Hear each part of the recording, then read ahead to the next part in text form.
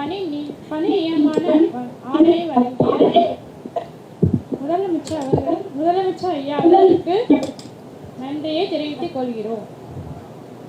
உன்னை தெய்வம் என்பதா, குருநாதன் என்பதா, என்னை பார்த்து பார்த்து வளர்ப்பதனால் நன்மை என்பதா, உன்னை தெய்வம் என்பதா, குருநாதன் என்பதா, என்னை பார்த்து பார்த்து வளர்ப்பதனால் நன்மை என்பதா, உன்னை கடவுள் என்பதா, கருணை வடிவம் என்பதா, உன்னை கடவுள் என்பதா, கருணை வடிவம் என்பதா, ஐயா ஞானதானம் தந்த உன்னை தந்தை என்பதா, ஐயா ஞானதானம் தந்த உன்னை தந்தை என்பதா.